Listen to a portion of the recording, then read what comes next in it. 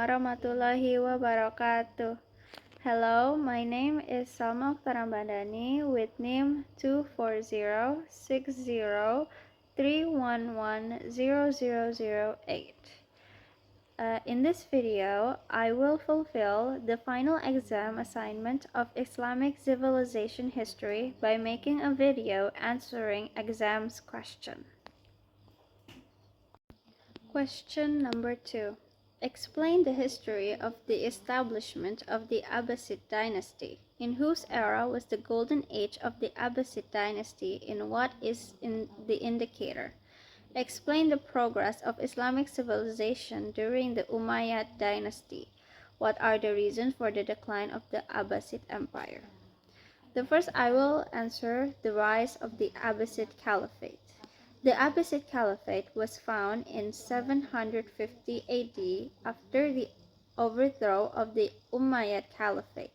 The revolution was led by Abu al-Abbas as-Safah, a descendant of Prophet Muhammad's uncle, Abbas bin Abdul Muttalib, hence the name Abbasid.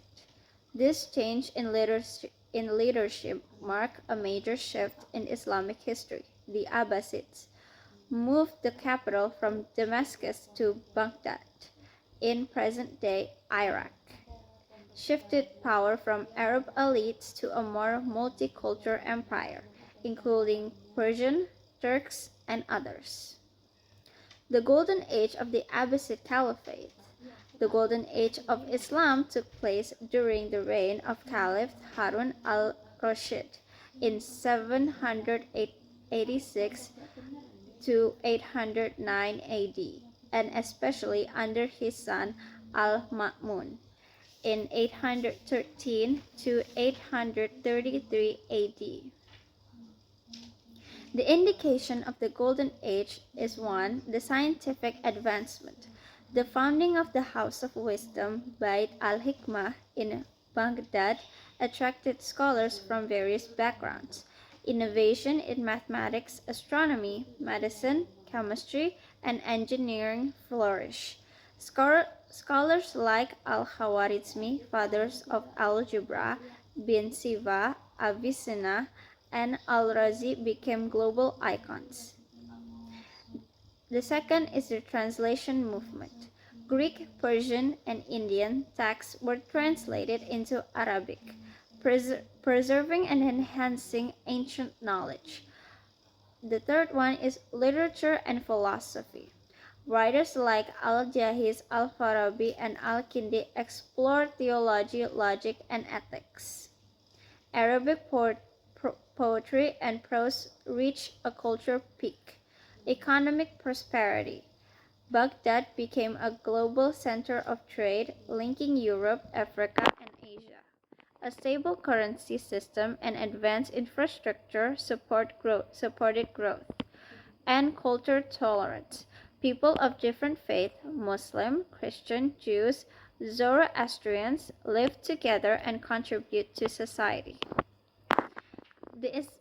The Islamic advancement under the Umayyad dynasty indicates before the Abbasids, the Umayyad dynasty in 661 to 750 AD also contributed greatly to Islamic civilization.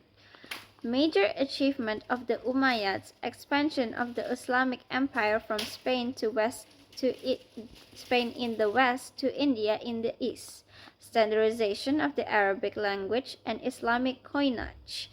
Construction of monumental architecture like the Dome of Rock in Jerusalem and the Great Mosque of Damascus. Establishment of an efficient administrative system that helped govern a vast and diverse empire. The next is the causes of the decline of the Abbasid Caliphate. Despite their greatness, the Abbasids eventually declined due to several internal and external factors. The internal causes because of political fragmentation. The empire became too large, and regional rules, like the Fatimids in Egypt and the Umayyads in Spain, declared independence. The second one, The second cause is corruption and luxury. Later caliphs focused more on luxury than leadership, weakening central control. The third cause is power struggle, factionalism and infighting among military leaders, governors, and court officials. The cause of the external causes, first one is invasion. The Mongol invasion in 1258 AD led to destruction of Baghdad, ending the Abbasid Caliphate political power. The second cause is because of a crusade. Attack by European crusaders weakened Muslim control in several regions. The third one is loss of economic control. The trade routes shifted and economic stagnation followed. The next question I will be answering is question number 6, which states, explain some theories that explains the entry of Islam in Indonesia. Also, explain the strategy of the Wali Songo in preaching Islam in Indonesia. There are many theories on how Islam brought in Indonesia. Historians have proposed several theories to explain how Islam first entered the Indonesian archipelago. The first one is the Gujarat theory. This theory suggests that Islam came to Indonesia through Muslim traders from Gujarat, India around the 13th century. It is supported by Marco Polo accounts and similarities tombstone art between Indonesia and Gujarat.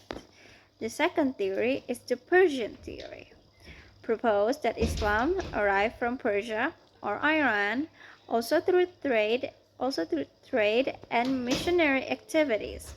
Evidence include the use of the Shia influenced culture practice in early Islamic rituals in Indonesia. The third one is the Arab theory, argues that Islam came directly from the Arabian Peninsula, especially Hadramaut, Yemen, as early as 7th century, supported by the fact that Arab traders were active in Southeast Asia soon after the death of Prophet Muhammad. The fourth is the Chinese theory. It is a less popular theory, but the theory suggests that Muslim Chinese communities helped introduce Islam, especially along Java North Coast. Historian records how some Chinese nobles and traders converted to Islam.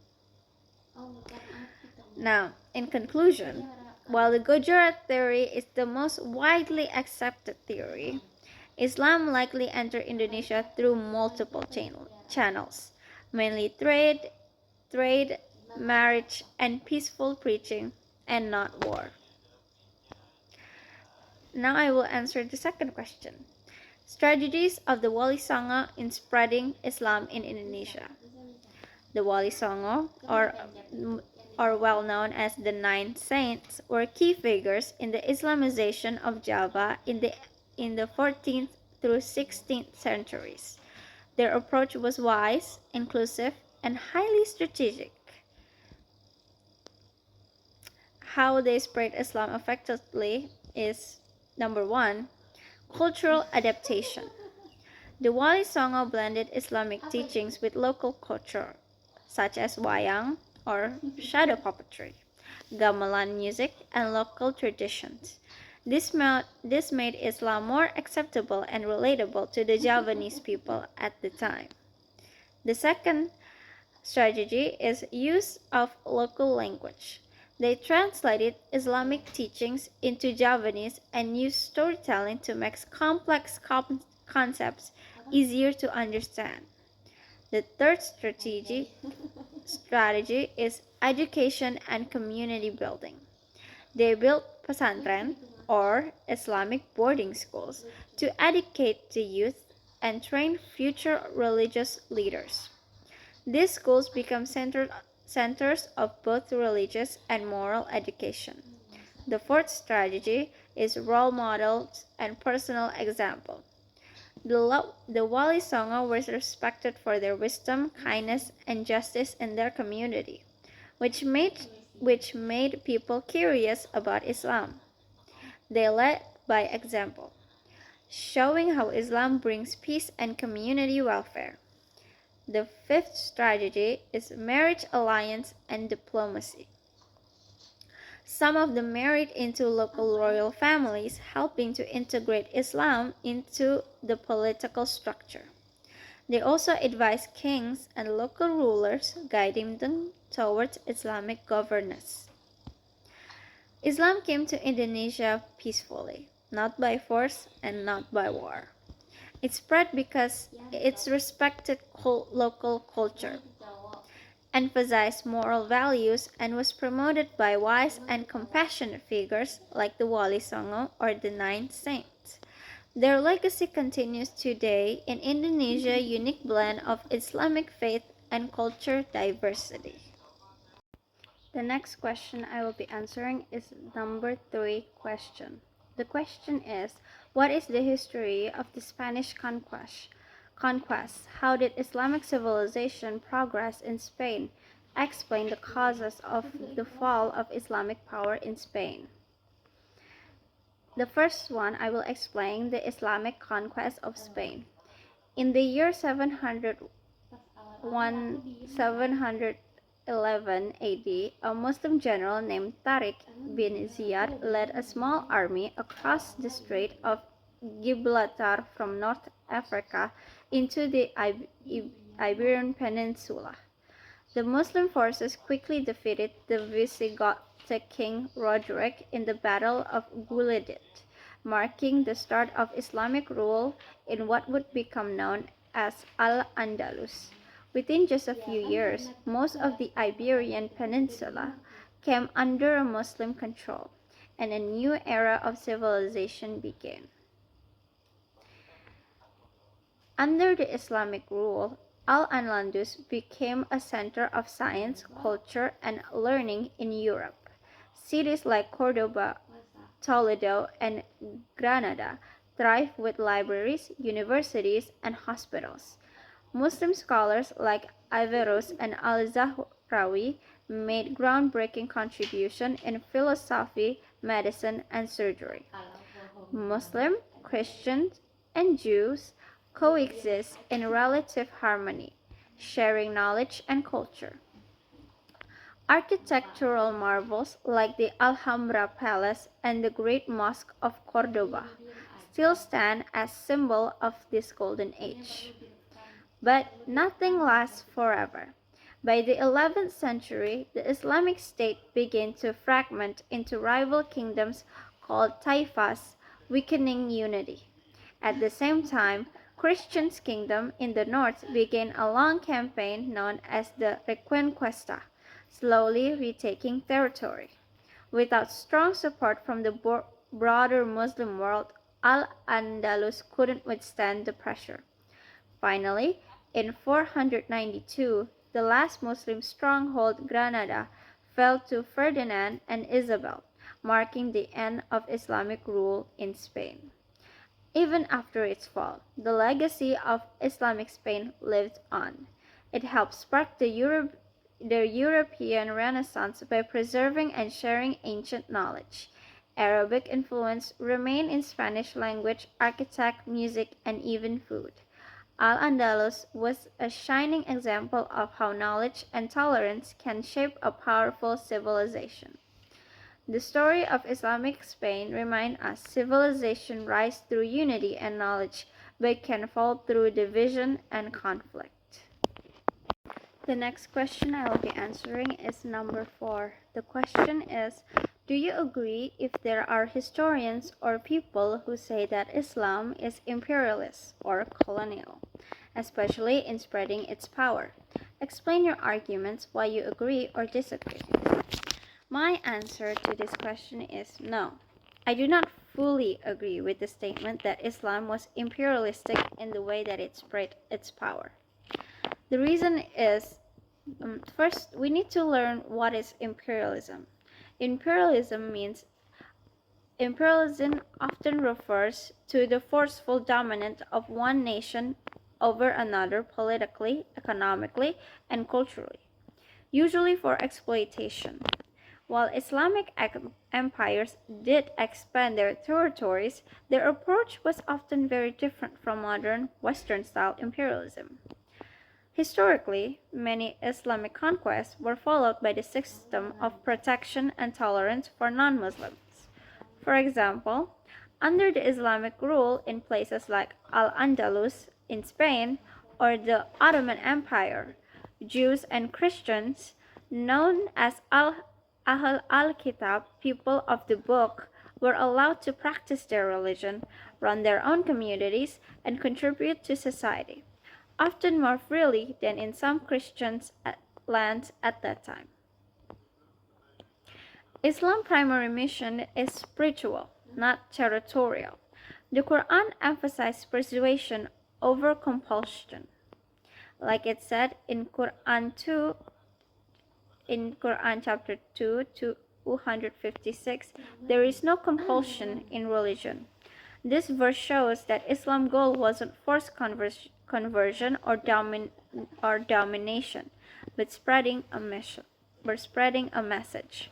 Furthermore, Islam spread to many parts of the world, like Indonesia, West Africa, and parts of India, not through war, but through trade, education, peace, and peaceful preaching by scholars and merchants.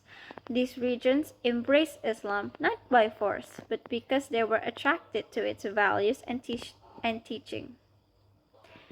In conclusion, labeling Islam as imperialistic is a simplification of a complex history. Like all civilization, Islamic empires had political and military aspects, but their expansion was not purely based on dominance or exploitation. Instead of seeing Islam as imperialist force, it's more accurate to view it as a civilization building force, one that prompted learning, coexistence, and justice across many different cultures. The next question I will be answering is question number 7. The question is, how did Western imperialism influence Islamic civilization? Explain the West's efforts to erase traces of Islamic civilization in the eyes of the world.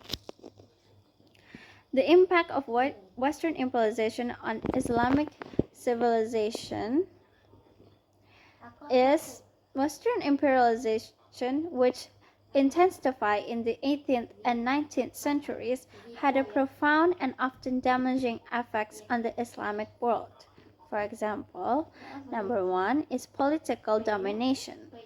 Many Muslims majority regions were colonized by Western powers such as the British in India and Egypt, the French in North Africa, and the Dutch in Indonesia.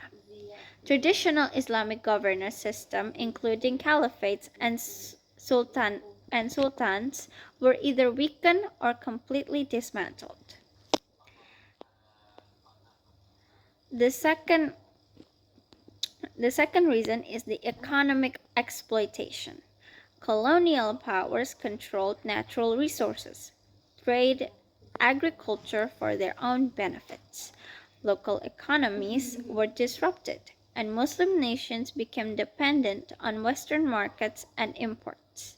The third reason is cultural and religious suppression.